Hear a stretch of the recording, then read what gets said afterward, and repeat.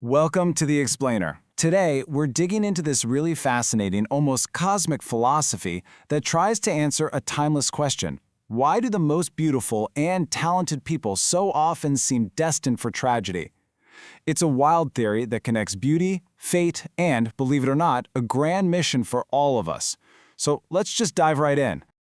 Okay, so let's start with this ancient Korean proverb. It translates to something like, beautiful people have tragic fates. And it's a fascinating idea, right? It feels like something cultures all over the world have noticed for centuries, that incredible beauty often seems to come with a side of great misfortune. So, is this just some old saying, or is there something real going on here? Well, the philosophy we're looking at today says it's no coincidence at all.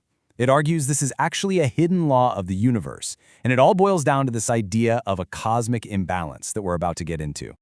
Okay, so why? Why would something everyone desires, like beauty, lead to a tragic destiny? Well, according to this philosophy, it's not about jealousy from others or just plain bad luck. Nope, the answer is found deep inside the beautiful person themselves. It's all about two paths that open up in front of them. The whole thing hinges on a choice between two paths. See, on one path, your inner wisdom grows to match your outer gifts, and you become this incredible beacon for the world. But there's the other path. That's where the inside is left empty, and that same amazing talent turns into a self-destructive burden. It leads to what the source material calls blood tears. Basically, this deep, hidden suffering. But that just makes you wonder, right? Where does this incredible beauty or talent even come from in the first place? And this is where we get to the core concept of the whole theory. And honestly, it's pretty mind-bending. It's called the energy distribution principle. And the core idea is pretty simple, actually. The universe's energy is finite. There's only so much to go around. So to create one person who is just outstanding, whether it's beauty, smarts, or artistic talent, that energy has to be borrowed from somewhere else. So think of it like this. An exceptionally beautiful person is created by concentrating energy that's been borrowed, just a tiny bit, from thousands, maybe millions of other people. So in a cosmic sense, that gift, it's not really theirs. It's more like a loan from the collective. They're literally born with a huge spiritual debt.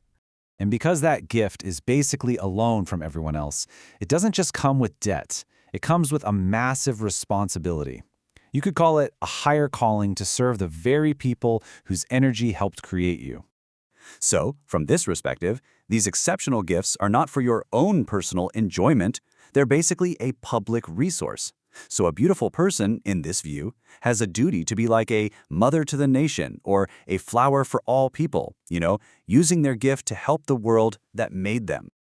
To really drive this point home, the source uses this really powerful metaphor. It describes the world as a human auction house. Now, in this place, people with enormous power and resources are looking for people with great beauty. But, and this is the most important part, they are not looking for a trophy. They're looking for a partner who can help them use that power wisely.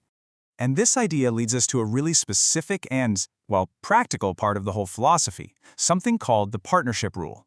This rule is supposedly what determines if these high-stakes relationships succeed or fail.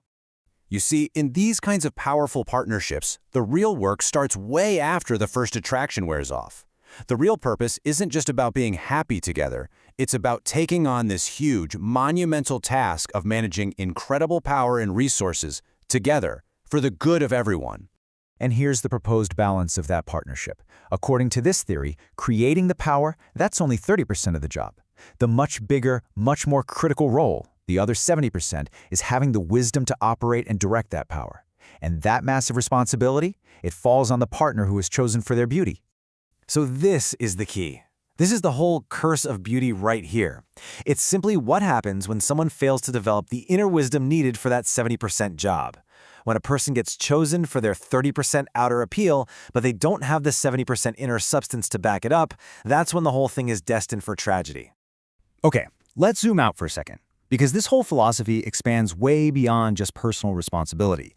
It actually builds into this grand mission for all of humanity, right now, in our modern era. So this philosophy argues that humanity is at a massive turning point. Our entire collective mission is shifting. The past was all about physical evolution here on Earth, but the future, the era we're stepping into right now, is all about spiritual expansion out into the universe. So who's going to lead this charge? Well, according to this theory, today's young people aren't just the next generation. They're seen as gods and goddesses who have a divine mission. Their job is to take on a grand cosmic project, to fix the mistakes of the past, and to kick off a brand new spiritual age. And it's not just a vague idea. There's actually a roadmap for this mission. First, you attain deep spiritual enlightenment. Second, you create works of art, films, music, whatever, from that enlightened place. Third, you use those works to lead and inspire the world. And fourth, through all that, you help all of humanity make a huge spiritual leap forward. So when it comes down to it, leadership in this new age isn't about money or the old ways of power. The new leaders will be the ones who can capture the hearts and imaginations of all humanity. We're talking about the artists, the thinkers, the creators. And so here we are, full circle.